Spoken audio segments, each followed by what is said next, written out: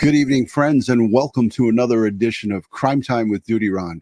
Guys and girls, you know the drill. I'm a retired New York City police detective, and if you like all things true crime related from the police detective's perspective, please consider hitting the subscribe button, hit that notification bell so you get all things DutyRon when I go live or upload another video. Tonight, I have Attorney Melanie Little with me, and I'm honored to have her here tonight because we are going to get into a discussion about the Gilgo Beach defendant, Rex Heuermann. His wife, his daughter, and his adoptive son are now subject to media scrutiny and gawkers outside of their home in Massapequa Park, Long Island. I predicted early on that they would return because I had a feeling that they really didn't have many other places to go. And it's really difficult when you have a son who has who's autistic, and that's what it's been reported, or has a handicap of some sort, to just up and leave or go into a different surrounding. But before we get into it, Melanie and I would like to say thank you to the Patreon supporters, the channel members, everyone who positively engages in this community. You guys are what makes it a great place, not just only here, but on Attorney Melanie Little's channel, because most of you guys who are subscribed here are additionally subscribed to her channel. So, hey, Melanie, I want to welcome you tonight. Thank you for taking out the time to be with us. Oh, of course. Thank you so much. And thank you to everyone in the chat who's here spending your Sunday night with us. We couldn't be happier to have you. And we were both pretty upset about this. And I think that's why you decided to go do this show at the last minute, because we were texting yesterday about some stuff that we saw that we just, Right. really. And Melanie, weekends are in the summer are very busy, parties going on and family functions and running around beach and so forth. But I didn't forget about this, and I really wanted to go live Friday night with it. But I did a members only yesterday, and I kind of tickled the membership, and it was just such a overwhelming response to it. So what we're going to ask everybody tonight is, we want to do something a little different. On a public live stream, I generally don't do these town hall meetings, but I really feel strongly that we get involved in all these cases together as a family and as a community.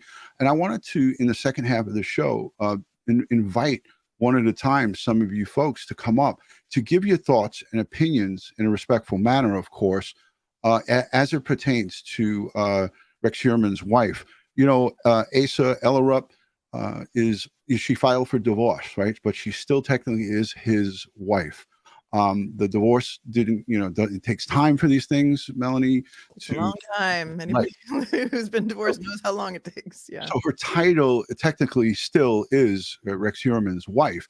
And because her husband is standing charged, innocent until proven guilty, with 3, possibly 4 heinous murders that are notorious across not just Long Island, but across now the globe.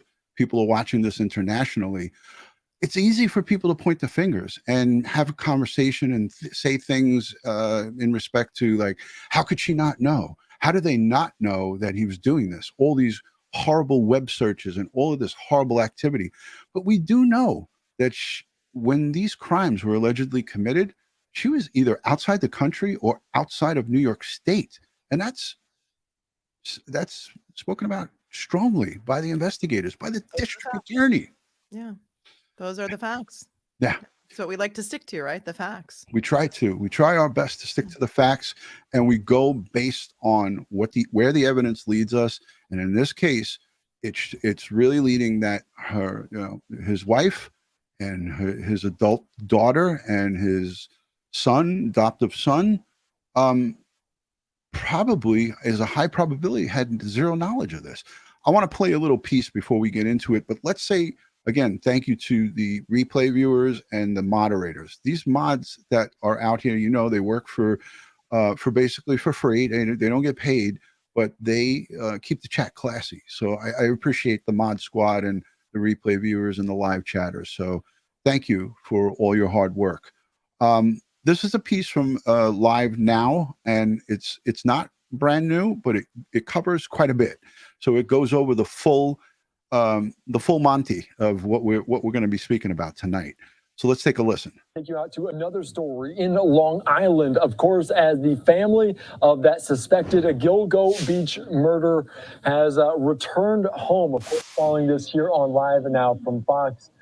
As the family there of the murder suspect, the Long Island serial killer suspect, Rex Heuermann, returned to their Long Island home after nearly 2 weeks since he was arrested. The intense police search of the Long Island home wrapped up on Tuesday, ending a 12-day hunt for evidence that involved ripping up the yard and discovery of a basement vault containing hundreds of weapons kept by the man accused of killing at least 3 women more than a decade ago. For more on this, let's go out to our Fox 5 team, Jody Goldberg, with the latest. Don't talk to me. Don't even say a word. Asa Ellerop, the estranged wife of suspected Gilgo Beach serial killer Rex Heuermann, returned to her Massapequa Park home on Thursday with her children, Go ahead. shouting at reporters to go away before making a crude gesture. It's unclear if the family plans to stay in the home. Only pictures. Thank you. Her son offered no comment as he carried a bed and bowls for the family dog after a walk. He came back outside and asked police for paper towels before wiping his head, getting a dog toy, and going back in. The family's return comes 2 days after detectives spent 12 days searching Heuermann's home to see if the man, who worked by day as an architect, could be connected to the murders of even more women. No parking signs are now posted on the street and around the corner from Heuermann's home.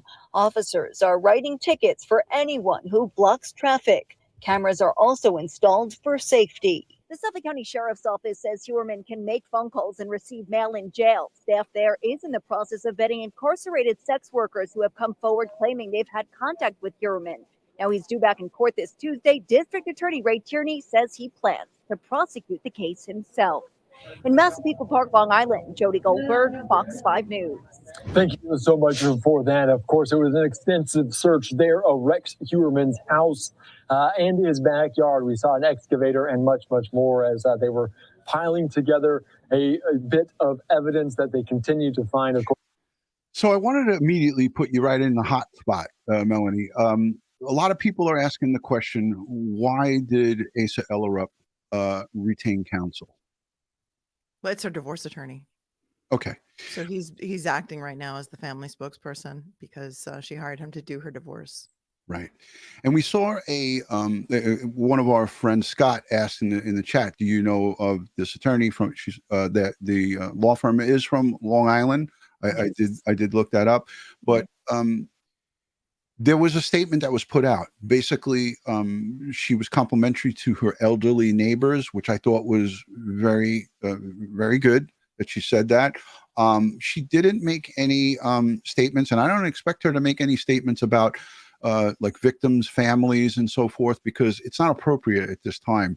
And legally, it's not in her best interest to even make any comments in regards to that. She doesn't stand charged with anything. It is well documented and well known. It's out there, not only by the district attorney, who we now know he's going to be charging this case and prosecuting Rex Heuermann, but it's also said by the Suffolk County Police Commissioner, Rodney Harrison, that she and her family, her daughter, son, are not in any way witnesses or subjects of this crime. So I wanted to ask you too, because you're a seasoned trial attorney. When Nassau County, we're talking about ticketing drivers that just slow down in front of the house, and that in my eyes is, I saw an interview with someone from Los Angeles who was here to help his mom. She was having a procedure in the hospital, and he drove down the block and had to slow down because the car in front of him slowed down, and he received a summons over $200.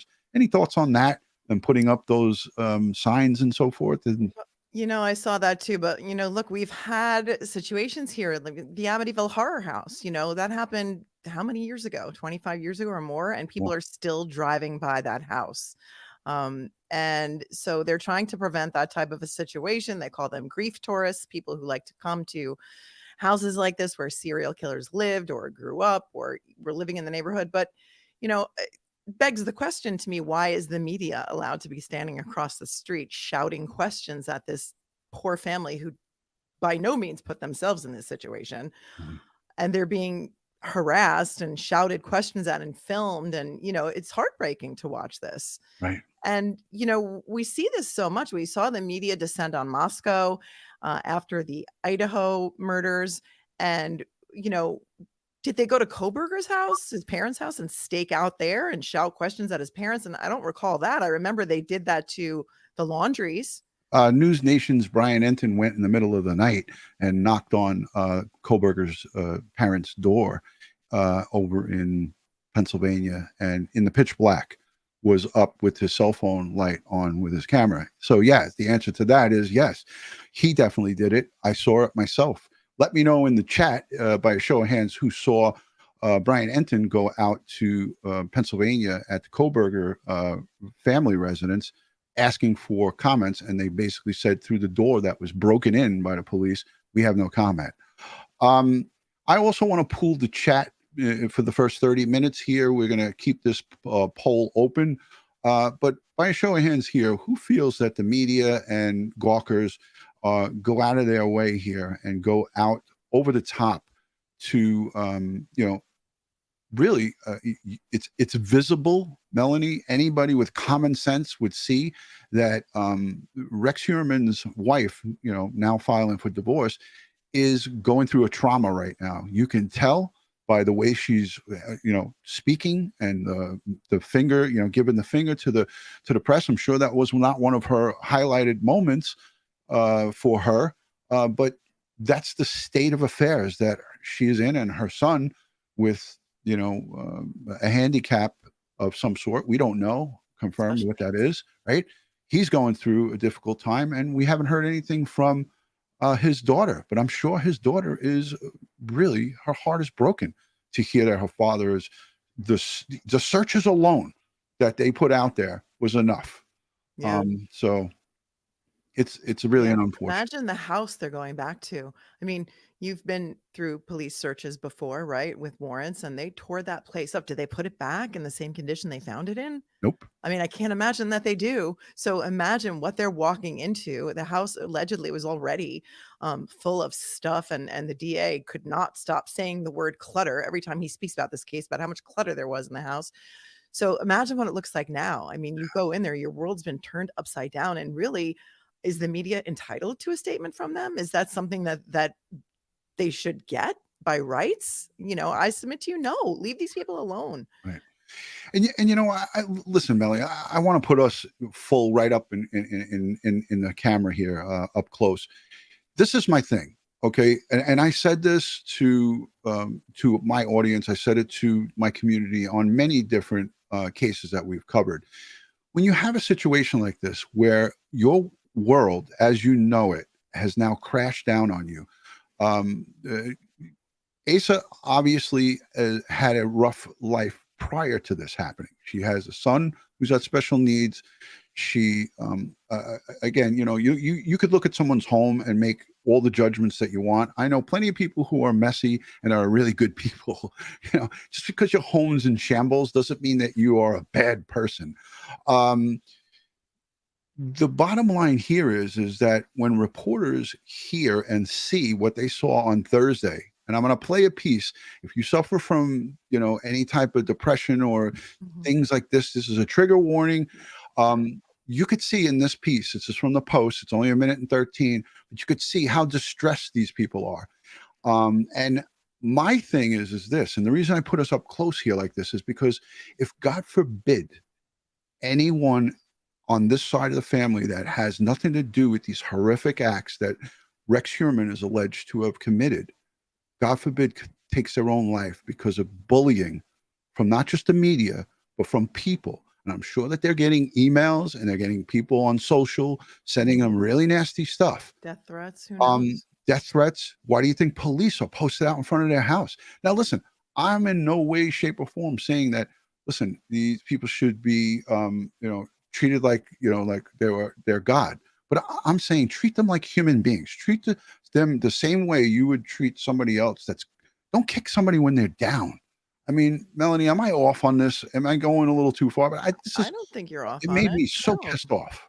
I don't think you're off on it at all. In fact, yesterday I had a conversation with you where I said I would love to just like go get some groceries for these people and drop them off, but I'm afraid I'll get a ticket. And then I read in the Post this morning or yesterday that somebody actually did do that, and they gave the bag of groceries and stuff to a police officer, and he brought it to the family. So with a note. So Yeah, I'm going to show that. I'm going to show that in a I hope minute. that people are, looking out for them and trying to like have some compassion. Yeah. Yeah. Let's play this piece again as a warning. This is kind of a little troubling to see it because you see the son, Christopher. His hands are in his, up to his head. It's reported that he was crying. Very upsetting. And he's actually repeating some of the stuff out loud that his mom is saying. And this is a 31-year-old, special needs. He's a grown man, but depending on what it is, and I don't have any confirmation of exactly what his what he's, people are putting in the chat, Asperger's. It doesn't matter. You can obviously see that there's an issue here. It's just upsetting, but I'm going to play it, guys, because this is part of what we're talking about. Miss Ellerup, we know that it's. Don't talk to me. Don't even say a word. Want to take pictures? Go ahead. No, well, I'm sorry. We just Don't talk to me. No.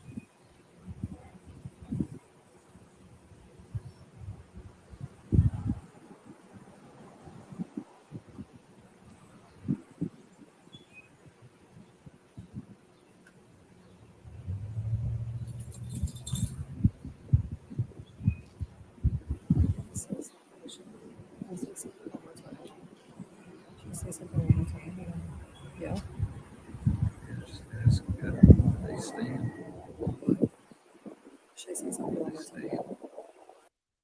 Melanie, I don't like stopping this all the time because it gets people pissed. But were you able to? I listened with headphones a few times to this. The reporters sounded like two females were trying to come up with a game plan of what we should ask her next. I did not hear that. Yeah, I'm gonna put it back. And for those of you who have headphones, listen to this closely because they're both, making a plan of what's going to be the next thing that they ask her, and they go ahead and ask her something more. So let me just back this up a little bit. Yeah.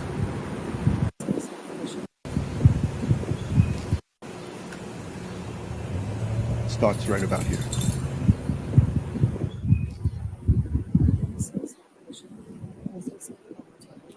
Should I ask her one more time?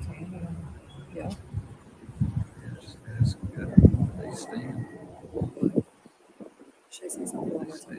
Should I say something again? Are you staying in the house? A male's voice, ask if they're staying here. So they're conjuring up what their next move is here.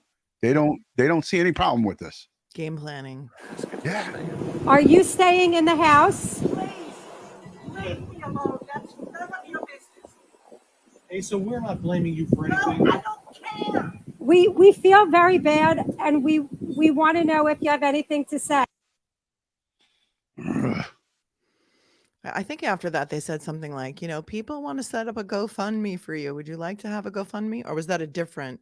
Yeah, I didn't hear it on that piece, but it just that kind of stuff. Just again here, Mike S says no humanity at all.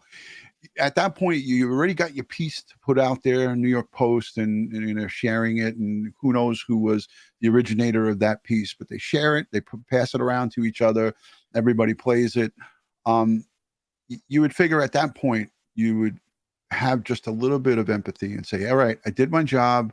I got the piece for what I'm out here for. It was my job to get this. I got it. Let me just leave them alone. They double down. So, And, I thought to myself, why don't they go sit in the backyard? Because it's private back there. It's fenced in. They won't get harassed. They won't be sitting out where people can see them, but it's because their backyard was torn to shreds. Yeah. It was all dug up. The deck was torn out. they have nowhere to go. It's been brutally hot here on Long Island for the past week, to the point where you can't even really breathe. It's suffocating, this heat and humidity. So if they have no air conditioning, this is the only respite that they can get, is to go sit on their front porch. And, they're being peppered with questions, and Yeah. it's, Their whole deck was removed in the backyard.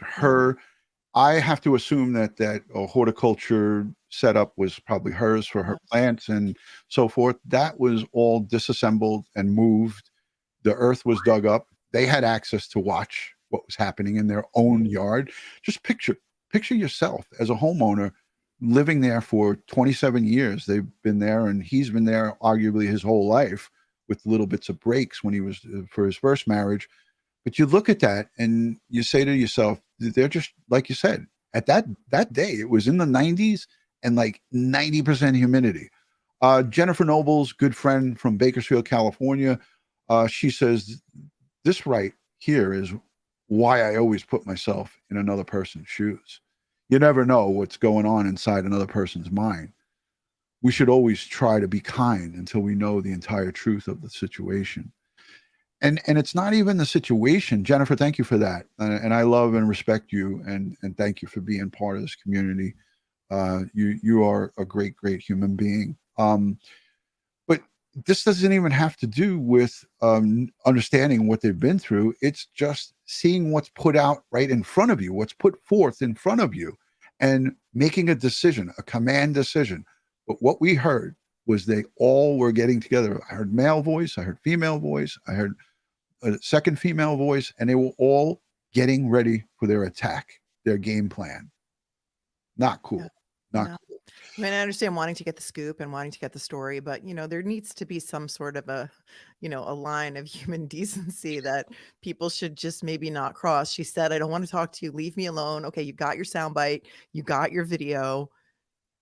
Can you just move on? And there's some people saying in the chat that they have the right to be there, and until it becomes harassment and trespassing. And listen, I want to make clear that I understand that the media has the right to be there, but just because you have the right, and just because you can do it, doesn't mean that you should continually do it. When you see, there has to be some little bit of couth here involved, and you have to say to yourself, how do I feel good about this? Am I a family man? Am I a father and a mother? I'm sure some of these news reporters are family people, right?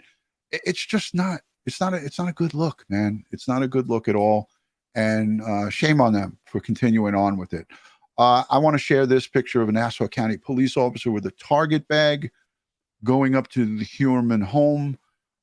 Neighbors bought what we're seeing on the screen here, and they had it delivered. And here also is, sorry about the ads popping up. Here is Christopher and Asa looking at stuffed shells and so forth. And then we're going to see a note that was left by the neighbors. And when I make it large, it's kind of hard, so I'll read it. It says, "Dear neighbors, we are thinking of you throughout this difficult time. If there's anything we can do for you, please let us know. With love." And I can't really make out the signature and so forth, but that is what humanity is about. And again, these people are not charged with any crimes. The court of public opinion could say that, how could she not know that there was a vault with 278 or 79 guns in the basement? Man cave. Forbidden to go in the basement. The whole family was probably forbidden to go in the basement. It was an outdoor storm cellar. You had to go outside to get in. And if Daddy locked that up with a chain and a padlock, and everybody was told not to go down there because that's where I keep my gun, for whatever reason, I mean, we can speculate about the nature of their relationship, but there's a lot of things that I think were at play here, and I don't think they went down there, and that was that, and that's just the way it was. Yeah, I mean, you and I spoke about this today.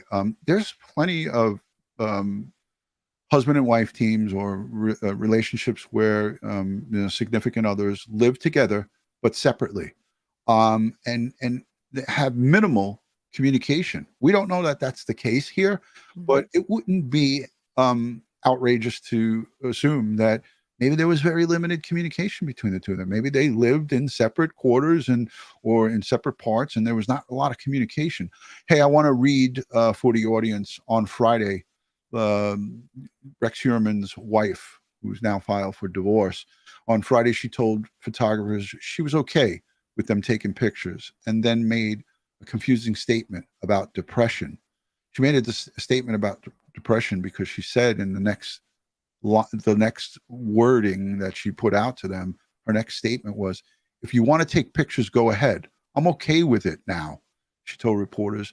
But if you want to stand up here and wait for something, I have a lot of work to do. And we'd have to assume that her house, again, putting aside the pack rat comment by the police chief and the assumption of them being hoarders, because none of us saw pictures of the interior of that home, we just heard about it. She says the sheer depression of what I saw was enough trauma for me to go through. Ellerup continued without explaining what she meant. She didn't need to explain what she meant. She said the sheer depression of what I saw. We can now safely assume that she could be referring to the searches that her husband was doing online, and or both the interior of that home. Melanie? Yeah, I mean, anybody who's ever been, God forbid, robbed, your house broken into, or your car broken into, you understand the violation that you feel, even if you weren't there when it happened. So in addition to everything else that she's processing, my husband is potentially a serial killer because, innocent until proven guilty. My whole life has been turned upside down because everything that I thought was true is now this other reality. And now on top of that, they've been inside my house and torn everything apart and taken away most of my possessions, because they collected everything as evidence. All the electronics were taken, no matter who they belonged to, and who knows what's left in the house. So that's what she's talking about. Yeah, I mean, we could safely assume that. And that's what makes this really over the top, is that reporters just, or people who are reporting about this and talking about it, are just discounting that as like an unexplained statement. Like, come on, guys, give me a break. It's just things that make you really go, And then if, God forbid, some type of tragic event was to occur, everybody would be like, I don't know what happened. Oh, that's terrible. Here's a piece that we, from what we spoke about. Here we go. There's my mystery share. I want you to take a listen to this. This is the guy who I was alluding to that was here from California, and he was taking his mom to an appointment. I think she has a procedure on Monday, or she's in the hospital. And he makes statements about getting a $200 summons out in front of the home. So let's take a listen. This is from News 12 Long Island. On the Gilgo Beach investigation, News 12 has now confirmed that Suffolk District Attorney Ray Tierney will be the one to prosecute Rex Heuermann. It'll be the first time Tierney has taken the lead in a case since he took office. Meantime, Nassau police making good on a warning to those stopping to look at the home of Rex Heuermann. Tickets are now being issued. News 12's crime reporter Krista McNally was there as the penalty. I just want you guys to understand something. In that picture that I just stopped, and I'll roll it back. Nassau County, this home is in Nassau County. He's being prosecuted in Suffolk because Suffolk County is prosecuting. Gilgo is in Suffolk County, Ocean Parkway. The alleged crimes at this point are being charged in the county of Suffolk. But in Nassau County, this sign was put up in front of the Heuermann home. And as you can see in the background, there's big piles of wood in the front of the yard. Those weren't there when before the police started their searches. So could be a combination of decking that was ripped apart or things moved around. But these signs were put up to stop gawkers from coming through. And I haven't seen this on Long Island. Like you said, Melanie, in the Amityville Horror, it was just a free-for-all, and the Amity Police, which is a small police department, they had their hands full with people actually trespassing, going onto the property. Yeah, they changed the address, in fact, of that house. And I believe that these signs were put up, someone in the chat can correct me if I'm wrong, by the Village of Massapequa Park, because on the 24th of July, they had a town hall meeting at the Village of Massapequa Park where they discussed this. Then they told everyone not to go there because you'll get a ticket. I have that piece, and the police chief Ryder was at that town hall meeting. As you can see, I don't know if by a show of hands in the chat, and thank you to everyone who's here. There's over 2,200 folks in our chat. We're going to have a live discussion town hall type meeting where we will get your concerns. We'll hear your concerns and your take. We're going to do it one by one in a controlled manner, and we'll try to get to as many as we can. But as you can see, Melanie, could you see this pile of debris here? That's in their bushes in the front of their house. They don't clean up when they leave, right? No, never. I made a reference when I was in the fugitive enforcement division. We executed hundreds, arguably thousands of warrants over the decade that I was in that division, in that specialized unit. And not myself did I execute thousands, but my team and the whole warrant division, fugitive enforcement, executed thousands every year. And when we would go into a location, and especially a location where we had the full green light of the whole house, not just a particular room or a particular location, we would throw everything on the floor. We wouldn't take stuff out of the drawers and closets and neatly put them. We would. You weren't folding the stuff back up? No. Putting it Hell back? no, we didn't. Oh, we didn't do that. We weren't required to. It's terrible. So this house, if it was in disarray prior to them getting started, it is over the top disarray at this point. All right, so let's take a listen to this. As the penalties were handed out at office. Meantime, Nassau police making good on a warning to those stopping to look at the home of Rex Heuermann. Tickets are now being issued. News 12's crime reporter Krista McNally was there as the penalties were handed out and joins us now from Massapequa Park. Krista, good evening. That's right, Joe. A lot of people slowing down to catch a glimpse of the suspected serial killer's home. Take a look right now. As you can see, a police officer, I'm not sure if you could see the lights down there, pulling over another person for slowing down in front of suspected Gilgo Beach murderer Rex Heuermann's home. Now, as you remember, this crime scene just opened up, so now people are able to pass through, but Nassau police are cracking down on anyone breaking traffic violations. Also, they installed 37 no stopping and no standing anytime in the surrounding area surrounding Heuermann's home. It was for impeding traffic? I just drove down the block and then I turned right on the corner. I never stopped in front of the house. And I saw the cops over there. I stopped fully at the stop sign and turned and just flashed me over saying, you were using your cell phone. Richard Wajda is in town from California while his mother gets surgery. Today, he was shocked to get a ticket for using his cell phone while driving down a residential street. And I had the GPS on while I'm driving around the island. Just like this, I wasn't even thinking. Nassau police are cracking down on traffic violations on First Avenue. And at most times of the day... So he didn't even receive a summons for what the new signs are posted for. He received it for the cell phone.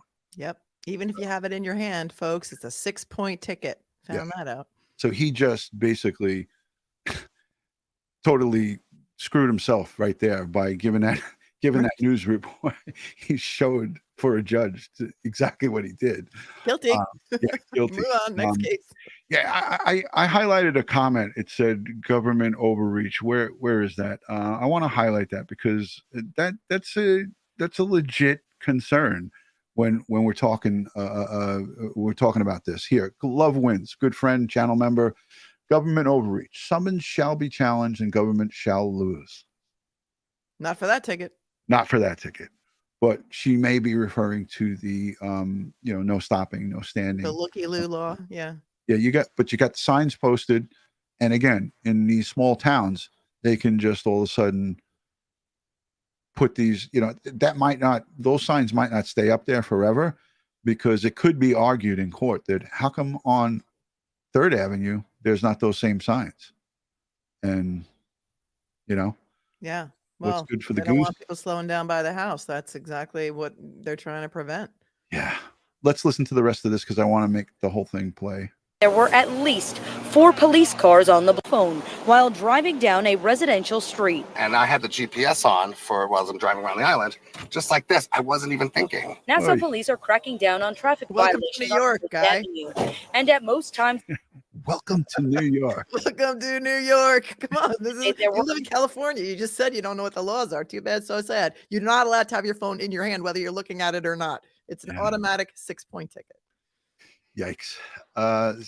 Susie Q, thank you down under for the $3 Aussie. Thank you for being a channel member. Much appreciated. or at least 4 police cars on the block. And we're going to make sure that we're not going to turn this into some kind of sideshow. Most of the people got tickets for impeding traffic, according to those ticketed. We observed cars slowing down to get a glimpse of 59-year-old Rex Heuermann's small red home. Heuermann is being accused of murdering 3 of the Gilgo Beach victims, and he is the prime suspect in a 4th murder. By early afternoon on Wednesday, over 3 dozen new signs were placed on the block. So there you go. My friend was right. He did do a drive-by. He lives in Massapequa Park, so he's a resident. And he was like, "Listen, if they stop me and try to give me a ticket, I live in this, I live in this town." And he said that there were signs all the way down, up and down that block. They just said here, 3 dozen. That's a lot of freaking signs. Wow, it's a long street. Yeah, it's not that long. I went to both sides of it. On the outskirt, they're kind of long blocks, but they're not like city blocks. This isn't a mile long block. But now, is this going to prevent people from parking in front of their own homes too on the street? I don't think there's overnight parking in Massapequa Park. I could be wrong. Let me know in the comment section and in the chat. I don't think you can park at night from like 8 p.m. to 8 a.m. or something like that. But this is interesting. Well, I'm annoyed with it too because I live in. Slowing down to get a glimpse of 59-year-old Rex Heuermann's small red home. Heuermann is being accused of murdering 3 of the Gilgo Beach victims, and he is the prime suspect in a 4th murder. By early afternoon on Wednesday, over 3 dozen new signs were placed on the block. Well, I'm annoyed with it too because I live in Hollywood, and the paparazzi's everywhere. There's cameras everywhere, and I'm just used to going down streets, with famous locations right on my own street, and I don't think twice of it. Now, it's quite a hefty fine if you do get pulled over near the First Avenue home for a traffic violation, as most of those violations, the average price of a ticket is $200. Now, as for Heuermann, he remains behind bars. He is due back in court on August 1st. That's the latest from Massapequa Park. Krista McNally, News 12 Long Island. So there you have it. So some of the folks, Tom Cusinelli says that you can park on the street. That that was, I thought it was an incorporated village, but I guess not. But again, with these new signs and the signage, they're going to enforce it. And I'm sure that they put a ordinance or code on the books to enforce this. They didn't do this half-assed. Yeah. So.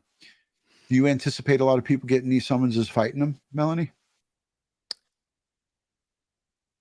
Who knows? Some people, it depends on the price of the ticket. Some people don't have the time to take off of work. They'd rather just pay it than take the day off of work to go sit in traffic court because, so who knows? And a lot of these people seem like they're from out of town anyway. So are they going to come back and go to Village of Massapequa Court, one Friday night at 8 p.m.? I don't know.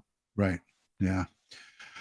Well, we're at 38 minutes, so I want to just I want to pull the chat here. Like most people are in agreement with us for, the media and folks to kind of lay off at his family because again they're going through a difficult time and to throw additional additional stress onto this woman. She has a special needs son, an adult, 31 years old, and this is not something that just happened. It just didn't just happen. She's been dealing with this for a long time. So to add this extra stress and pressure on her, it's over the top bullying 101. It's pretty much ground ball when you talk about it. Hey, how many folks in the chat want to come up and ask questions? By a show of hand, if you're interested in asking a question live on the show with me and Melanie, the only things that you have to do is press a 1 in the chat, and also you're going to have to engage your camera and engage your audio and shut down everything in the background, because a lot of people don't know about StreamYard. But if you have things moving in the background or on, if you're listening to us on YouTube, you have to shut it down and then click on the link and enable your camera, enable your audio, preferably with a little headset or a little bit of an earbud in. So just let's see. There's a lot of people who are pressing 1. So we're going to only take one at a time, and I think maybe we'll be able to get to 4 or 5, Mel, right? Yeah, sure. We try to keep it minimal. Melanie, is there anything that I missed here? Because I have a whole 3 sheets of paper. I don't think so. There's been a lot of chatter about, why do these people have food stamps? And, there was a lot of chatter about that. My guess is that if her son is an adult, he has special needs, he has maybe perhaps Social Security disability, and that's part of the package that he receives from the county. I don't think there's anything mysterious about that. I wanted to say something about that. A lot of people want to know if she's going to be, because she filed for divorce, if she's going to be able to testify against him. That's a whole other show. Right. There's a lot of misinformation out there that we obviously like to correct. Right. So yeah, she cannot be forced to testify against him for anything that happened during the marriage. It's a very sacrosanct privilege in New York. So anything that happened during the marriage is not going to, she can't testify to it. And she can't be forced to testify to it. Melanie, is there any truth to that you will be in Riverhead Court on August 1st? Can you tell us a little bit about that? Tuesday morning, he's got a hearing, so I'm going to go and see if I can get in.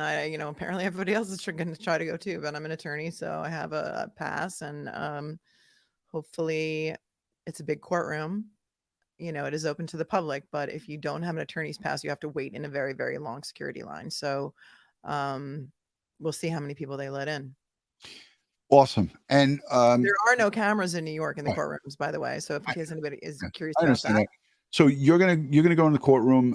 You're gonna obviously either upload or go live onto your channel if you can. And I'm gonna ask you as a favor, when you're done with what you're doing on your channel, would you please come on mine and give us a little 411? Sure. I appreciate that, Melanie. And that's what's good about being friends. You have some friends in the business. Right. Yeah, I'll be working, so I won't be able to go. But to have you there would be really just invaluable for those of us who are following this closely. And, Melanie, let's let this audience know this is a hometown case for us. This has happened in our backyard. As Melanie said, our children grew up. My sons, 27 and 30, they were young boys when this was all going on. She has, daughters. We all know that, basically targeted sex workers, prostitutes, and so forth. But just the fear of having a serial killer on the loose, not knowing what his modus operandi is this guy a freak and everybody's fair game? We now know that wasn't the case, but we didn't know that back in the day. So everybody in Nassau County and Suffolk County, we're living in fear. People's heads were showing up at Hempstead Lake State Park. There was body parts in Mastic. This stuff has been going on since 1982. If you look this case up, this has been going on since 1982, and that's a long time. So yeah, this is our backyard. This is where we live. This is why this is so personal for us. Our kids grew up here, and they found the Gilgo 4, as they're calling them, in 2010. So this is a long time coming, and this is personal for us. Yeah, it's personal. So I want to take some questions. So I pinned the actual StreamYard link in the chat. One at a time. If 5-10 people show up, I'm going to just take it as people come in, but you have to engage your camera. You have to be able to see who you are. You got to be able to have a good audio.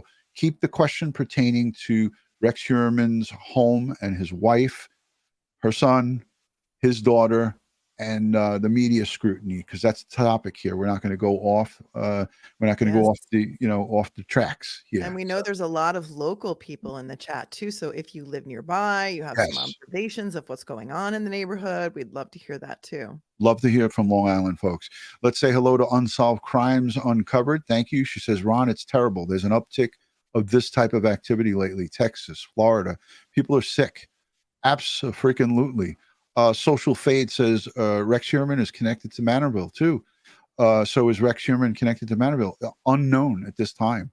Investigation is still ongoing, and as it continues to unfold, we'll hear about it.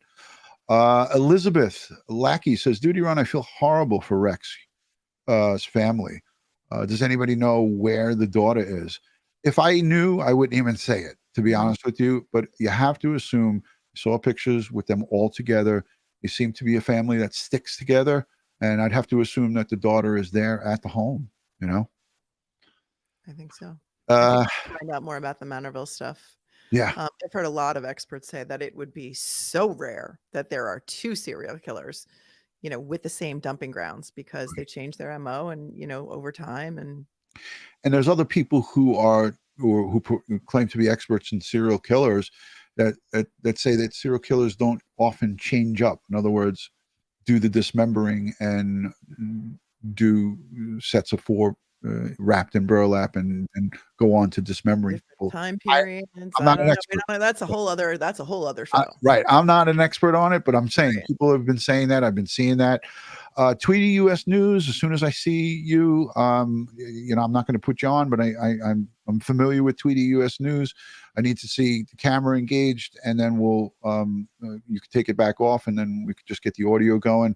But I'd love to hear what your question is, because Tweety US News is always asking good questions in the comments and in the live chat. What do you got there, Mel? What do you see?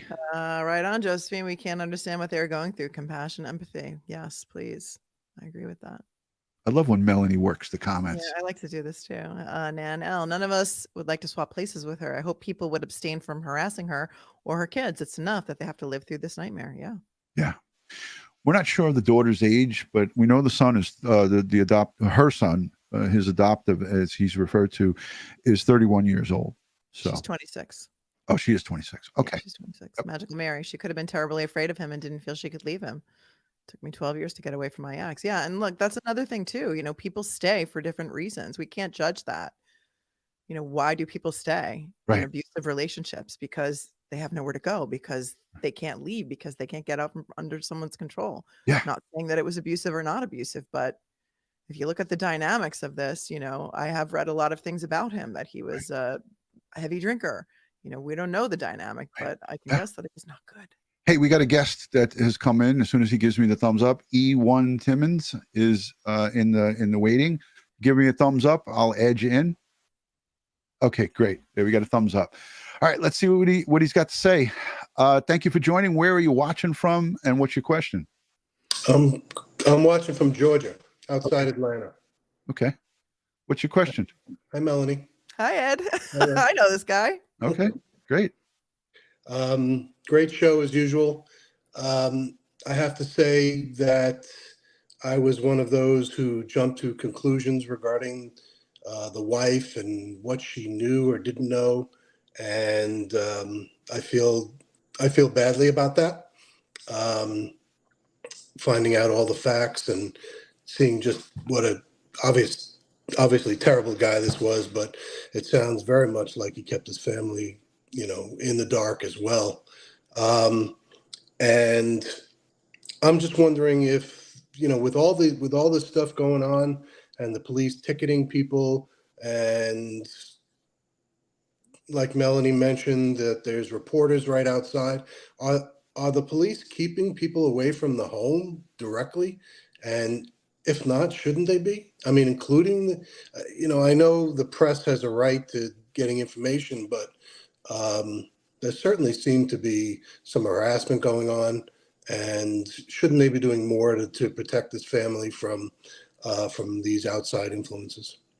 Excellent question. Melanie, I'll let you take that. That's a good question. I don't know the answer to that, though. I mean, are they receiving police protection? Because I would hope that they have some kind of watch outside their door. I would hope they're being protected. I mean, I can answer that question, Sure, and I please can do. answer it definitively. They are receiving police protection because of death threats and so forth. So Nassau County, I have a couple of friends who actually work in Nassau County. So they have posts 24 hours around the clock. They work 7 at night, 7 in the morning, two 12-hour shifts. An RMP, radio motor patrol car, is parked outside of that house 24/7. It won't last forever, But at this point right now, Nassau County is providing protection for the family because they don't feel safe there. Now, will this, like I said, will this be an ongoing thing until, who knows, this trial could kick off in a year from now. We don't know the timeline. Nothing's really preliminarily. You're going to find out on the 1st what's happening in this case and how are they going to proceed forward, hopefully. But this could be a post that's there for a year. Nassau County has the resources. They have the money. They're one of the highest paid police departments in the nation, Nassau and Suffolk. You got 2 of the highest paid police departments in the United States. Look it up. It's not, I'm not saying that just to be funny. They have an unlimited amount of resources because of the county tax roll and the way that we pay. I'm a Nassau County resident. I pay my taxes. My property taxes includes my police and fire. So they're going to be there and they're going to provide protection for them, but it's not something that will last forever. But thank you for that question. Melanie, again, this is a fluid situation and it could change moment to moment. They could decide to up and leave and go to one of their other properties. People talked about that in the chat. They have a place in New Jersey. They have a place in South Carolina. You know, it's his brother's property, but who knows? They could go there. Ron, can I ask you one other thing? Sure. It's sort of related, but you mentioned it earlier how the cops go in and they basically destroy people's property. You know, just to put it bluntly. Well, I know they have a job. We don't I know they have a job to do. We don't but- destroy the property, but we do kind of go through it. I was talking about throwing clothing out. We're not breaking things like firemen come in when a home's on fire and bust the place up. I understand that, but shouldn't there be some responsibility in helping this family out now? I mean, you've shown that they have wood all over their property. The backyard is destroyed. Obviously, it's a crime scene, but you have people who have to live there, and it just seems like a lot to put on them at this time. It's a homeowner's insurance claim, so homeowner's insurance will cover the cleanup. And they'll in turn sue the county, perhaps. They have insurance, and they can subrogate. And they'll try to sue the county. Like if we break a door in, if it's a search warrant, nobody's home, and we boom the door and break the front door, we in the New York City Police Department would, and I can only talk about what we did, we would secure the door with a new door and a new lock, and we'd give the key to the homeowner. If anything was broke inside, like we'd throw flashbang grenades in there, windows would break, we would fix those windows as well. Not the police. You know, they would hire an outside contractor or somebody from, you know, building maintenance within the city, you know, and that's how we would do it. But the mess that we would leave behind, like clothing and beds turned upside down, we wouldn't put it back.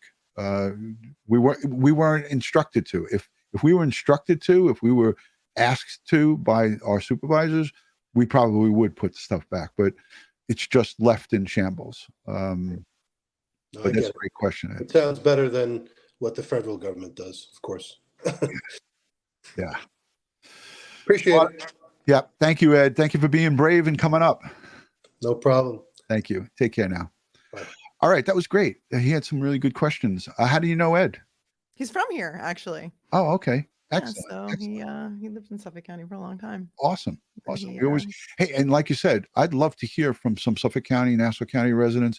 Anybody that's watching, I would love to hear from folks outside the country and anywhere throughout the United States. We got another 5 minutes. Lucy Bell says, #DutyRon, #Melanie. Thank you for putting those hashtags. I feel for this family. Are the police able to provide protection? I think we covered that to Asa and her family if they wanted to stay in a different property in a different state. That would be, and I didn't read the whole question, that would be a negative. They would not provide protection for them outside of the county. If they decide to go on their own outside the county, the onus is not going to be on them to send units outside of their jurisdiction, their geographical area of employment, and go and provide protection to them in, say, Vegas or South Carolina and so forth. They would be on their own. So if they stay within Nassau or Suffolk County, the two agencies would provide them with protection if it is necessary. I'm sure that they're being harassed. I'm sure that they're getting not so nice emails, and people are mean. So I'm sure that they have proof to show them, look, I don't feel comfortable because of this. And being represented by an attorney. I don't care if it's a matrimonial attorney. All she has to do is hand that over to them, and then they'll, fight for their right for protection. So, but thank you for that comment. This is interesting. Jenny says Moselle was a Gawker situation. That was in Murdoch, but the home was way off the road. It's sad. Yeah. So people couldn't really get into Moselle because there was that really, really, really long driveway. So it was, less of a situation, I think, there. Right. So yeah, there's come on, where everybody's chicken. Come on, nobody's camera ready. Come on, guys. Tweety USA came and didn't follow the instructions, so I had I couldn't put him or her on. So future, this is a good comment. I understand that the media has a job to do, but walking onto someone's property in the middle of the night or even repeatedly is absolutely inappropriate and unprofessional. I agree with that. Because in some states, not necessarily here in New York, but in some states, like in Florida, the stand your ground law, if someone comes onto your property and you feel threatened, you can shoot them. You can. So it's an easy way. Colorado calls it the make my day law, but you have to be, in fear for your life. Right. And all you have to do is articulate that. Mm-hmm. Pretty easy to articulate it. If someone's on your property that doesn't belong there in the middle of the night, so again, listen, I really like Brian Enton, and I know that he has a job to do, and he has bosses. He has producers and he has bosses that are telling him, this is the story I want you to put out. So when you're covering for an Ashley Banfield or a Dan Abrams, who is his boss, Dan Abrams signs the checks there, right? Last time I checked. You're kind of in the control of your employer. You have a choice to stand up to them, but I don't know if that would get him fired. So I don't know that that's the case, but I just say that I know Brian, he's a good person. He's got a good heart. He is empathetic. I have many conversations with him. I've had him on my show twice. He cares about the cases that he's on, but he has progressed since I've had him on, and he's gotten higher assignments while covering for, big people on News Nation. And if they tell him this is the story I want you to cover, I mean, I think he's kind of has to. So, you going to show the clip? Yeah, I'll show the clip. I just found the professionals that were called on as experts to be a little lacking in empathy. Yeah, some of the things that they said, I cringed. Asa Ellerop, better known as Miss. Okay, let's play it. Let's do it since everybody's chicken to come on up. Let's look at the chat. Melanie and I are going to be looking at the chat. Hashtag Melanie, hashtag DutyRon. We'll answer your questions and highlight them. All right, here's the interview. This is from 3 days ago. Mrs. Rex Heuermann, cryptic hint of what Asa Ellerop, better known as Mrs. Rex Heuermann, may have seen inside the family's ransacked home in Massapequa Park when she and the children returned there yesterday. Today, Ellerup told the Daily Mail, quote, "I got over the hurdle of what I saw inside." She offered no further explanation, but is also quoted as saying, "The sheer depression of what I saw was enough trauma." Whether she's talking about what was found inside her house or the condition of the house, the way it was left after the 12-day search by police, that part is still a mystery. I'm guessing it's just the fact that the house was so ransacked. But were there signs in that house that were missed by Heuermann's family all those years, or perhaps missed by neighbors? Joining me now is Dr. Carol Lieberman. She is a forensic psychiatrist who's provided expert witness testimony in high-profile murder cases, and also Lisa Rybakoff, a polygraph expert and private investigator who's been following this case from the very. By the way, Rybakoff, that's Dan Rybakoff's daughter. He's been on our show. He covered Trezell and Jacqueline West's statement. He's a polygraph expert, so is she. And he also covered Summer Wells with us. So if you want to see her father's appearance here on this show, he was on and he did a fantastic job. This is the first time I'm seeing the daughter. Beginning. Lisa and Carol, thank you so much for being with us. I want to start with you, Lisa. What do you make of Heuermann's wife's comments, the sheer depression of what I saw was enough trauma? What do you think she's talking about, Lisa? I would hope that what she's discussing is pertaining to the trauma of going back to the only home that she's known since emigrating from Iceland. to the destruction and everything that was turned over while the executed search warrant was done. And again, with regards to search warrants, anything is fair game as long as it fits within the statutes of the search warrant. And we all know that the individuals that had executed the search warrant are not responsible for putting everything back where they found it. So I think a lot of it has to do with the turmoil pertaining to the condition of the house, maybe things that were broken that she did hold close and personal to her, maybe some childhood relics of her children were taken. So there could be a lot of family history that not only is destroyed because of the alleged actions of their father and husband, but also because of the execution of the search warrant. Yeah, I just can't imagine what that family is going through. I really can't. And I cannot imagine what the inside of that house looked like. They were there for almost 2 weeks, 12 days, going through everything. We saw what they did in the yard, digging up the yard. Imagine what they did in the house. It's hard to imagine what they turned the house upside down. I'm making a command decision not to play this forensic psychologist because she was brutal. She just said some mean things about the wife, and the fact that because she goes to comic book conventions, she must live in a fantasy world of some kind, which I thought was really derogatory and disgusting. Speculating about Yeah. people can't have hobbies. Like, I don't understand that. No, thank you.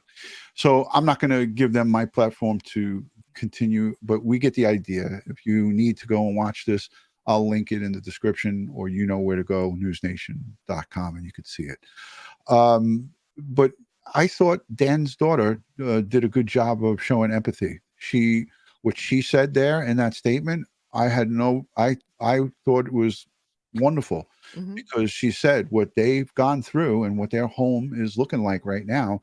And it's what I said before. Yeah. If it was in shambles to begin with, it's now in shambles times 100.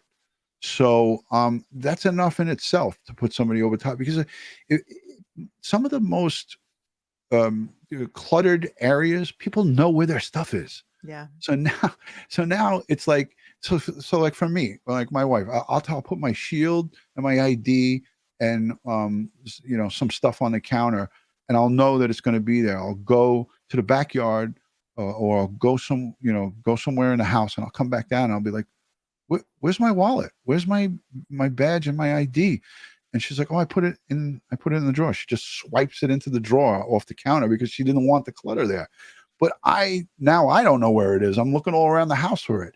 So that's the same situation here. Yeah, she really connected the dots for people who don't understand what happens when a search warrant is executed. So I thought that was a great way of explaining it. Right. And that's because she works around law enforcement, retired guys. They run a private investigation firm here on Long Island. And again, I had no problem with what she said. And that thing from the 2 minute and 20 second mark, it just went off the rails and just took a nosedive after that. So I refuse to play that. But again, Curious Kiwi put in the chat because there's some chickens out there. Nobody wants to come on and hang out with us. But let's say thank you to the replay viewers, the people who leave super thanks, the live chatters, the moderators, and you guys are awesome. This is a conversation that pertains, and you can use this conversation on many of the cases. Look, I could just go right down the list of. The Wests had to leave their house and live out of their. Weren't they living in a car for a period of time? They were living in a trailer. They were living in one of those mobile RVs.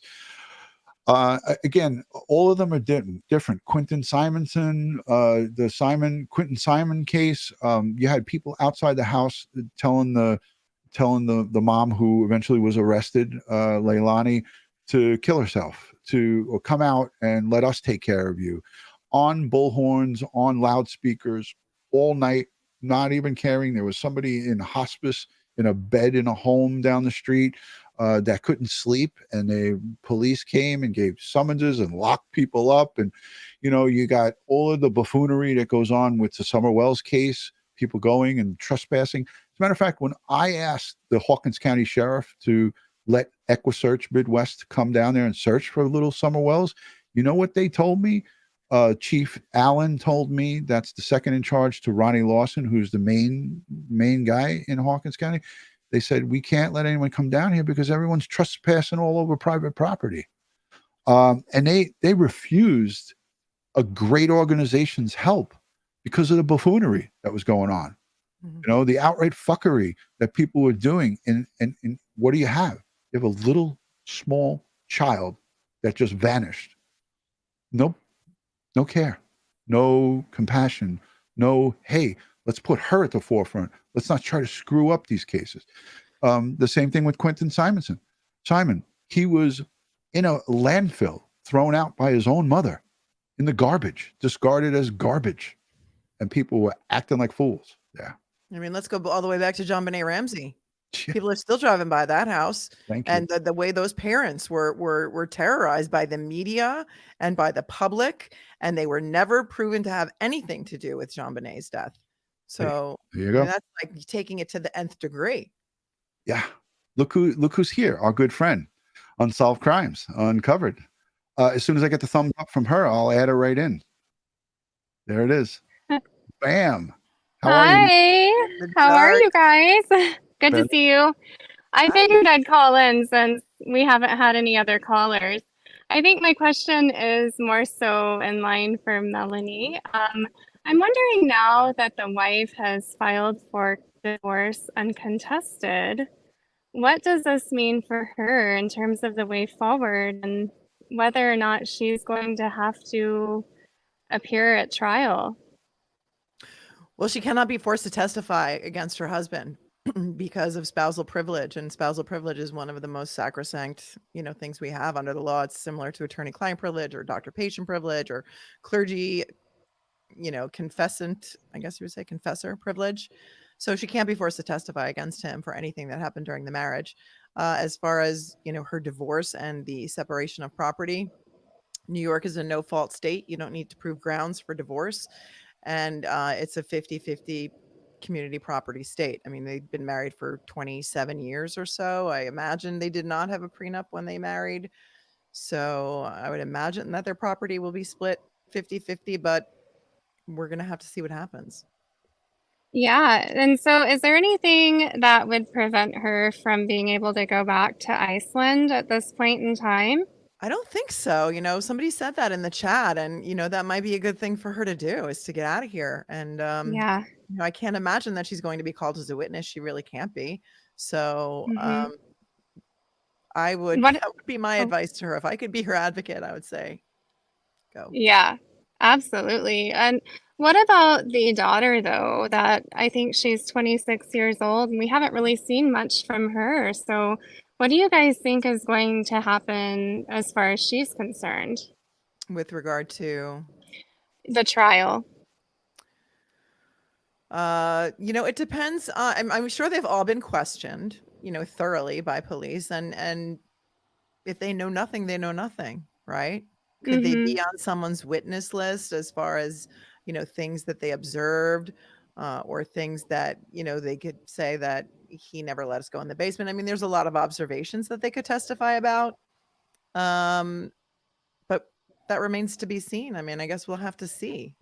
Yeah. We don't know if this is going to go to trial. We don't know what else they're going to find. We don't know if he'll plead guilty eventually and, save everybody the trouble. But we have such a long road before we get there. I mean, this trial, we won't even see the light of day for at least, I would say, 18 months, Ron. Yeah, at least a good 18. Unsolved Crimes Uncovered. I know you're, like you and I communicate by email and so forth. I don't want to dox you here, so I'm just going to keep calling you by your screen name. And you have a good channel. Everyone should go check out her channel. She covers a lot of different cases and a lot of deep dives. So she does some great research, and she has her own YouTube channel. I'll link it here in the description. Thank you for being brave and thank you. Hanging out. I appreciate that. Hey, listen, I'm here along with all of the other creators that do great stuff, and the things that I've seen that you have done have been in great detail, and you put a lot of time into it, and I appreciate that tremendously. So thank you so much. You as well, Ron, and thank you, Melanie, for being here with us. I guess I'll let everyone else call in if you're brave enough. Yeah, we got Jeff. Jeff is waiting from Wyoming. So thank you so much. Okay. Thank you. Have a great night. Good night. All right. Bye-bye. Bye. Excellent. All right. So Jeff is here. Let's add Jeff in. Tweety News also came back. I see a little blurred image. Jeff, thank you for joining. I know you're in Wyoming, my brother. What's your question for me or Melanie? Well, first question is for you, and I got in a little late on this one, so I got to apologize for that. But so if this has been asked, I'm sorry. But so when the press is hanging out around those houses, and I know you've had cases like this when you were working on probably, is there anything like the NYPD would do?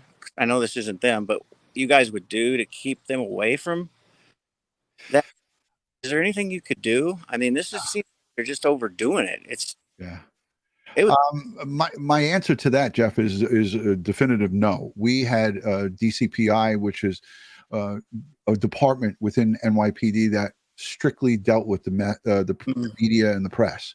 Okay. So we encouraged open line of communication with the media and the press, and we communicated with them. We had a whole detail, complete with a commanding officer, detectives, cops. It was a detail. Yeah. So, but you're talking about a 35,000 member police department. Yeah. So we allowed the media to come, but our crime scenes never lasted for weeks or months. Right. Our crime scenes were 24 to 48 hours max. We got in there. Ed Wallace and his team would go in, do the crime scene preservation and evidence recovery. Emergency services would secure the location, and we'd be out of there. It was like boom, boom, in and out. Well, it seemed a little rough on that young man with special needs, though. That one really got me. Yeah. I mean, that really bothered me. It was devastating for me to see that. My heart broke. I mean, I just really had to turn away. That you could just see it. I mean, it was terrible. Yeah. Yeah, and I can see what you're saying too, Ron, about displacing him from his home. Yeah. You know, if he's very comfortable there, you know, his world has already been uprooted. To uproot him to a new place to live would be very, very, disturbing for him and very terrible. I worked with a lady at the hospital, and her son's that way, and everything has to be like, he's in his 30s, and they can't even, they moved his trailer on their ranch from one side of the ranch to the other, and he lost it just because he couldn't park or sit in the same place. It was just weird. So I can't imagine what this young man's going through. Right. Yeah, he's 31 years old. But he's 31 years old, but he could have the mind of an 8-year-old or a 10-year-old. We don't know. He's 30s, and he's it's traumatic. It's traumatic. It's awful. And the other question I had was for Melanie. Okay, so obviously, if you were to, not saying you would, or God gracious, I hope you don't have to, but if you had a case like this, how would you stand to an avalanche of evidence that's piled up against this thing? I mean, what would be your first thing? I thought about that last night. I said, what in the world? Because I saw you were on today. I didn't get to watch you. I just wanted to know what would be the first few steps you'd take. This I got to hear, because I'm going, there's no way you could defend this. Yeah. Well, here's the thing too. You don't have to really put on a defense, right? Yeah. The prosecution, it's their burden to prove the case. So they have to prove the case beyond a reasonable doubt, every element of the case. Mm-hmm. So it's the defense's job to poke holes in that evidence and to say, well, provide alternative theories, or provide, like with regard to the pizza crust in the box. Here, I have a question. Did anybody see him eat that pizza? Or did you see him throw that pizza box in the trash? Because I would say, it wasn't his pizza. He was throwing out his friend's, like things like that. Right. To create reasonable doubt. I would have to say, with strong probability, that they surveilled him, and they had to, they're going to have a statement from a detective, or or video surveillance of him, because they talked about how they surveilled him for since March 14th of 2022 to current day of arrest. So that is a very important moment in an investigation, and I don't think that they would screw that up. They've got him probably video, photographs with a high resolution camera, and they have him, snapped hundreds of pictures of him throwing that into the New York City trash receptor, and also video to follow that up. I would put my pension on that. Always eat your crust. Really? Eat your crust. Yeah, it must have been pretty rough. You didn't eat the crust. Yeah. Always eat the crust. Jeff, I got a whole bunch of people, and I want to move Yeah. on. Hey, Thank before you, I brother. go, I want you to see something. Okay. Jeff, great lighting, by the way. Your lighting is fantastic. I'm outside actually, Great. and I got to show her on our dog Lexi. So here, Oh, look at that. Husky. Malamute. I love it. I love She's it. an Alaskan Malamute. But anyway, yeah. Thanks right. for everything, you guys. I really appreciate it. Thank you, Jeff. You and your family, always the best. I appreciate you. Thanks, Jeff. All Love right, you guys. There Melanie, you go. you're awesome, by the way. Oh, thank you so much. All right, let's go. Moving right along. There's 3 people waiting. Robbie's sending a super Thanks, love. Robbie. Oh, I He's got you. showering you with love, Melanie. Thanks, Robbie. Tweety US News was first in, and then we're going to get to short legs. Tweety, are you ready? I think so. Let's go. Let's do it. Let's do Tweety. Come on now. Camera. I apologize. My camera. Okay, what's your question as it pertains to Rex Heuermann's wife? I want to hear, if you wouldn't mind, more about Melanie. Her background is incredible. She's an attorney and she has media experience. Oh, I'm a recovering lawyer. I have a 30-year, I've been admitted to New York state and federal courts for over 30 years. I'm also a working actor. I'm a legal analyst and a commentator. I'm a mother of 5 and, pretty much jack of all trades or Jill of all trades. I don't know. There you go. I like it. Tweety, do you have any type of questions as it pertains to this? Yes. What do you all foresee as the next thing happening? Melanie? We're going to go to discovery. Well, I think Tuesday we'll find out. I'm going to be in the courtroom, but if the bail application hasn't been heard yet, they're going to hear the bail application. My guess is that they're not going to allow him to post bail, and he's going to be held without bail. He's being held in Riverhead and Suffolk County Correctional Facility, and they will start scheduling the case, the discovery schedule. Those will be the first things that they do. And also they will, if there's any other charges that are coming down the pike for this guy, maybe we'll hear more about that.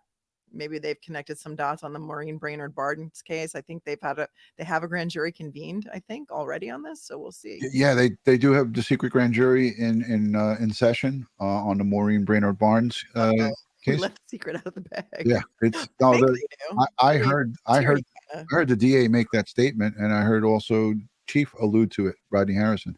Yeah. All right, we got short legs waiting. Tweety, anything else? What's your opinion? Ron, what would you do? My opinion is that they have a tremendous amount of evidence against Rex Heuermann. Again, as I said just a few moments ago, March 14th of 2022 is when they identified him through the New York State crack investigator who identified his vehicle. And then now we had a suspect. We had a name, March 14th of 2022. I know Chief Rodney Harrison. He was the chief of detectives. I worked for him. Ed Wallace was he was in crime scene, but Ed retired before Rodney Harrison rose in the ranks.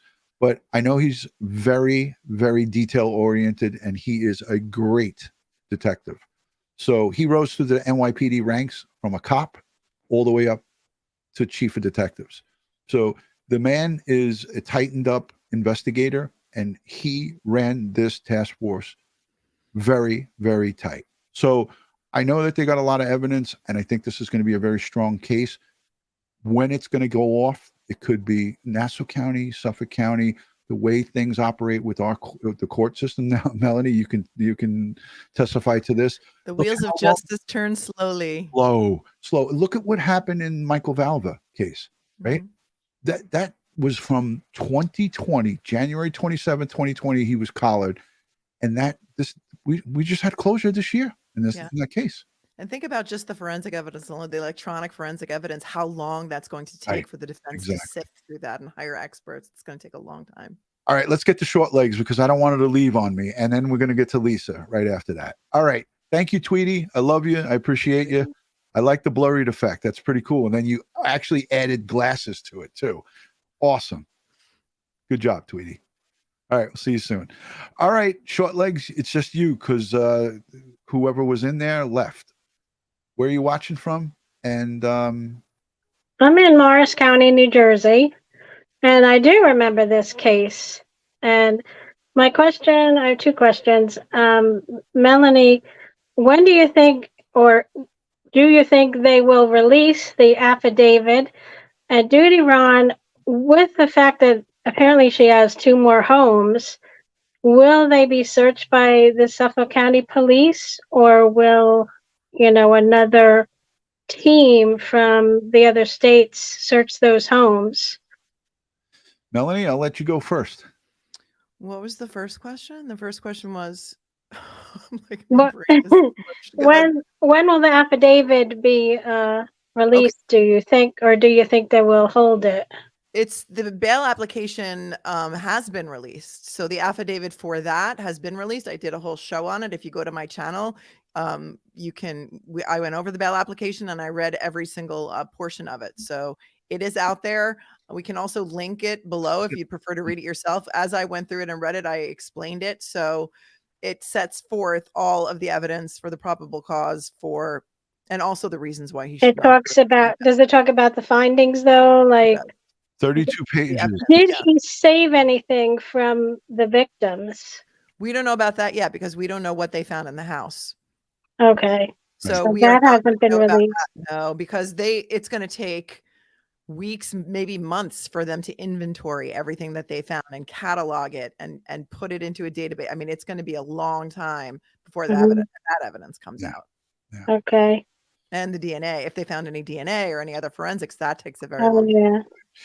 I'll take the second part of the question, and I remembered what she asked, Melanie. So they would need probable cause. They would need a reason. I'll say this in layman's terms. They would need a legal reason to go and search those properties, i.e. Investigation leads to that he did conduct illegal activities in those locations. They can't just do it just to check it off the list. Oh, he had these properties and I think, he was up to no good there. No, a judge is not going to sign off on that. Melanie could talk about that. I know about it. I've applied for search warrants myself. You go into judges' chambers, most of the times behind court, sometimes in court, and you bring either a confidential informant or someone who's informing the investigators, the detectives, of what is illegal going on inside that location. And there needs to be lots of things you need to prove to a judge that he or she is going to sign off on an order to search a location. It doesn't just happen because we want it to happen. It has to happen under the guise of the law. So right, not just because he owns it. But the question is, who does the searching? Does local law enforcement? Up to the judge. It's going to be done, if it is granted, it will be done by local and Suffolk County. Oh, okay. Task force will go to South Carolina. As you saw, New York State Police went to Chris's house, his brother's house, and picked up. They drove from New York to South Carolina with a New York State flatbed, and they flatbedded that vehicle, the 2002 Avalanche, from South Carolina and drove it back to New York, to Yaphank. Thank you for your great questions, Short Legs. And I love to put a face to the name. You leave so many comments. Thank you for everything you do. You have a channel? Do you have a YouTube channel? No, I don't. I see the microphone there in front of you. That's why I thought. Nope, I don't. All right. Thank you. Thank you for your question. Okay, bye-bye. Good night. Horse with her. I'm sorry? Lisa, who's coming up next? Yeah, Lisa. I'm ready to put her in there. She's got the horse in the background. Lisa, thumbs up, and we're adding you in. So great to speak to you guys. I want to say, first of all, thank you so much for your great insights on all of this. My channel is at Hot Mess Equine, so I'm always in the barn with the horses. Yeah. But, as far as the question goes for Rex, what is his possible defense? I just watched the trial with Taylor Shabusiness. So does he have any mental illness defense at all? Have there been evaluations? Are they doing evaluations? And then my heart goes out to the neighborhood. Whoops. There goes And the community. The horse, sorry. Hello. And the neighbors in the community, they're putting up with a lot, for this. And so bless their hearts, but it has to be done, right? So what is a possible defense Rex could have? Because he's tied with the DNA. So that goes to Melanie. It wasn't me. It wasn't me. He's Okay. gonna say, he could say, and it has been shown that his brother is very close in description to him. Same height, same weight, looks the same. The truck? On his brother. The brother has the truck. Yeah. Maybe the burlap was in my house and he took it and I didn't know what he was going to do with it and he borrowed my truck. Like, that's one possibility. And if you watch the Taylor Shabusiness case, which I did too, I've never seen anybody crazier than that. And if they didn't find her to be insane, then I find it hard to believe that he would even be able to present that as any type of a defense. He held a job. He seemed totally normal. I mean, the argument is, look, anybody who would be a serial killer has to be insane, right? But that's not the standard. So no, I don't think that would be a possible defense for him. Hey, can I just say something here quick? And Melanie, I have us close in like this because she has her camera that way. I want it to fill up the screen. I love the horse. Thank you for, and listen, this is great because I want to link your channel here in the description so everybody can go over and check out your channel. My wife Janine is going to go crazy because we live right by Belmont Raceway, right? But she hates that the race horses. This is Irish Brandy. She is a off the track thoroughbred. She raced 6 times. So she's a racing horse. Tell your wife. And if you're ever in Virginia Beach, come on down, have a ride. I'd love to have you. Lisa, and I do take them to the beach. Let me finish what I was going to say. So my wife hates that they race the horses because all she wants to do is feed them, and she wants to put one in our backyard. So she's like, I hate that they race them. And I'm like, listen, our neighbor 2 doors down, he owns like 17 horses, and he's a race. He races at Belmont, and he said we take such good care of these horses. And my gosh, people think that this one loves them. She goes out and has her own derbies. Okay. I have to go out and get her and go, no, you're going to hurt yourself. We're in the stall because, well, I'm treating the horses and it's 10 o'clock at night and that's what I do. Right. But she is off the track thoroughbred. Great trainer, said she's not going to win the Kentucky. Send her on to have a second career and a wonderful life. So that's how she ended up with me. And she's Irish Brandy. We're hot mess equines because I'm a hot mess. As you can tell, I dropped my phone and missed it. I'm so sorry. And bring your wife down. We'd love to have her ride. When did you start watching Crime Time with DutyRon and Melanie? Yeah, actually, it probably about the time the Rex Heuermann case came about. I'm a little bit of a true crime junkie, and I catch everything on the fly because I'm always up to something. So, but it's just so valuable to get the real input, the real insights, have a lawyer on board so you can talk from both sides of law enforcement does this, but the law is actually this. And then there's all the in between. And I just really, really appreciate the class in your chat, and the good conversation. DutyRon, your coverage driving with your wife down to Gilgo Beach, I loved it. The area resembles the Outer Banks of North Carolina. So I'm in southeastern Virginia. It kind of looks like that. Very, very normal. Very dark at night. Where I'm at right now, oh my goodness. You can see every star, sometimes a shuttle. Wallops Island is just up the road. But it kind of looks like the Gilgo Beach, right? So it's easy for somebody to go out on a boat and do something.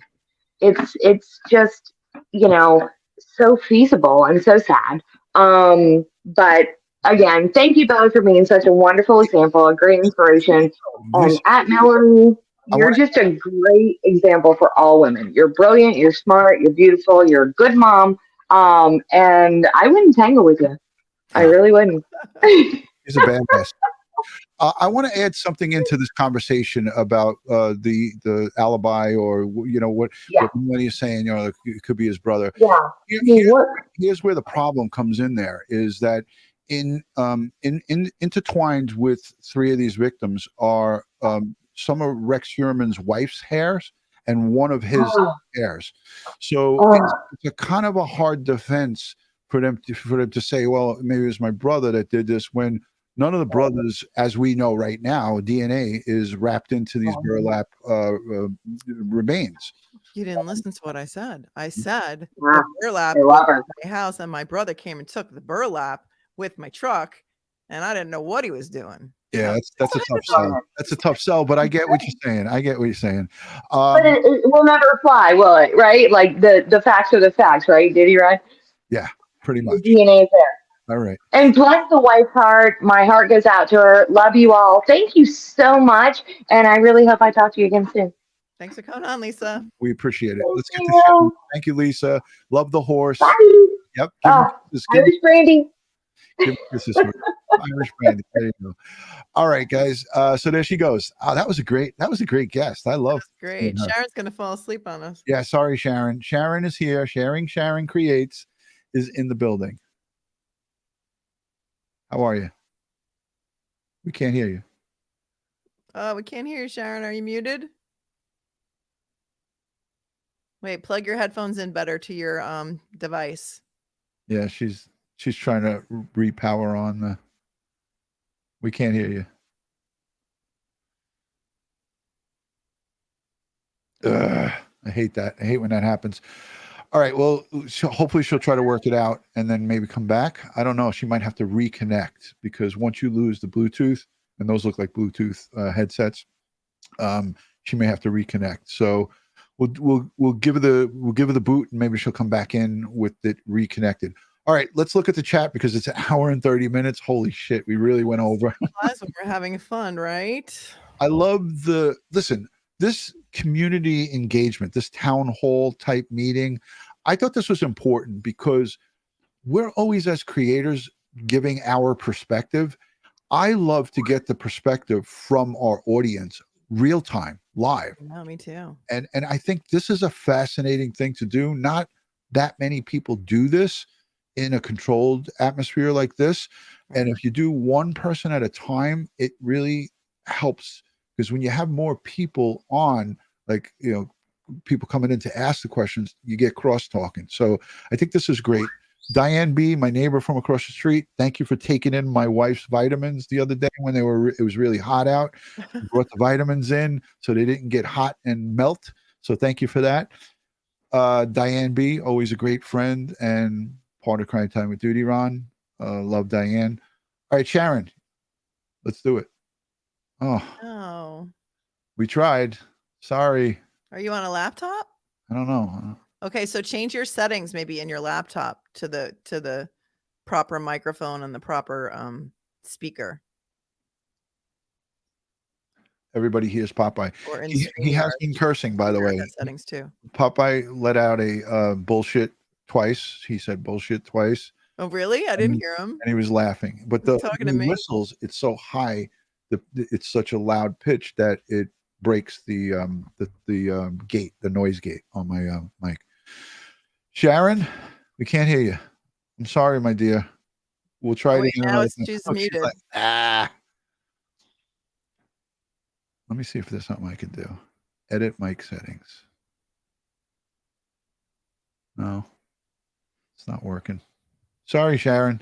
We got to wrap the show up because we're going too long now. So thank you for trying. Love you. Love Sharon. She probably had some good questions to ask. She probably had some great questions to ask. Yeah, I have a suggestion. So next time we want to do this, because I think we should do this again, because this is great. We should give people the heads up when we put the the promo out so that people can get camera ready. I think maybe there's a lot of people who are like, oh, I'm not camera ready. I don't want to go on camera or whatever. Yeah, right. Yeah, and then they'll come prepared with questions. We'll have more participation. Correct. And here's your good friend Robbie from Australia. Robbie, how are you, brother? Knows camera. Good day, guys. How are you? How's everybody? Good day, mate. Love the show. Thank you, Robbie. Melanie, you're great. Great looking for a woman who's got 5 children. And oh, how about just great looking, period? We don't have to qualify. Like great looking for your age, great looking for your, I'll give you a pass on this one, Robbie. And Ronnie looks great too. I've got a question, actually. My question is, because you mentioned before that Rex's brother has got a property and he might have given him the burlap or whatever. Would his DNA be the same as Rex's? No, They wouldn't. Okay. wouldn't. And I didn't. That was just totally a hypothetical. I'm not suggesting in any way, shape, or form that happened, but we do know that Rex bought property across the street from his brother Craig in South Carolina, many acres. We've seen some drone footage of it. Looks to be a lot of stuff on that property. The property was being searched because DA Tierney did say that the other day at the press conference that it was happening. They were searching that property in South Carolina, so we don't know if they're going to find anything. Yeah.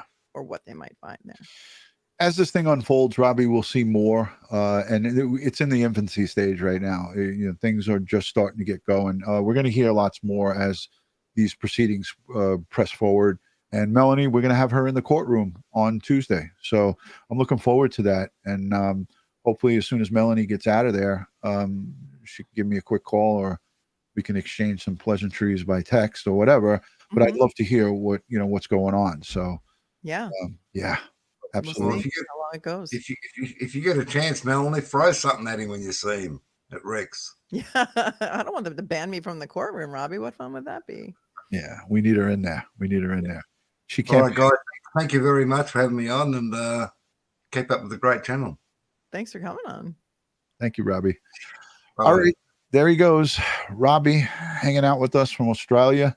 Love his voice. Love the that's a love great the accent. accent, All right, so we're gonna wrap it up. Again, we covered the Gilgo Beach defendant Rex Heuermann, his wife and his son and the family being badgered, harassed, whatever you want to call it, by the media. Is it right or wrong? I think you guys have answered that question. I ask you all to leave us comments down below in the comment section. Make sure you follow me and Melanie on all things social media. Mine is DutyRon across the board: Instagram, Facebook, Twitter. We're on TikTok started TikTok today. I'm so excited. I need followers. Follow me on TikTok. Yeah, follow Melanie on TikTok. I'll link it in the description. Give me about 5 or 10 minutes to put all her social in the description. I was out east with my stepmom all day today, so I didn't have a chance to update stuff. Thank you guys to watch the replay and leave us comments. If you're here right now, please give this video a thumbs up, share it onto your social media platform, like and subscribe. And if you're new, let us know that you're new by putting a new either in the chat or down below in the comment section. I love to see the new folks. Tell us where you're watching from. Tell us when you started watching us. This is all engagement that we enjoy and love to see, because without you guys, we got nothing, right, Melanie? We got nothing. We love you guys. You guys are the best. Thank you to the mods who keep our chat clean and kind. And we appreciate you so much. We could never, ever do a show like this without you guys, because this chat's going nuts. Yeah, it's an intricate part of this community. The mods are very, very important. And you, the viewers, the replays, and again, subscribing is free. If you become a member, that's just over and above. And I always appreciate the members. We do a lot of members only live streaming, and it's great to have you guys here. All right, on behalf of Crime Time and DutyRon and Melanie Little, Attorney Melanie Little, she's going to be in the courtroom on Tuesday. If anything breaks in this case, we are going to be covering it extensively between my channel, her channel, Police Off the Cuff. We're going to have complete coverage on this stuff. So make sure you subscribe to Melanie Little's channel, which is linked down below in the description. I actually have to add you as one of my suggested channels. I only have a handful of people, so. Well, I'm honored. Thank you. You get in there. Definitely. All right, guys and girls, on behalf of, again, Melanie and myself, we wish you a lot of, good luck this week coming up. Everybody has the struggles, right? So everybody have a good week. But I want to send a special prayer to and positive vibes and thoughts to Asa and her family. That's Rex Heuermann's wife, who's now filing for divorce, and all of the victims and their families. We send them strength, prayers, positive vibes, and good thoughts. If you don't have something nice to say, don't say it at all. Just remember that, folks. All right? Yeah. Really, words do have consequences. It hurts people. And it's sometimes when you say things, you can't take it back. So be kind. All right, guys? Good night. I'll talk to you guys soon. And stand by for a message from the cop team. That's Kara, Ed's dog, Oscar. It's my little hot dog, and Popeye, the cursing 35-year-old African gray. Good night, everyone. Good night, folks.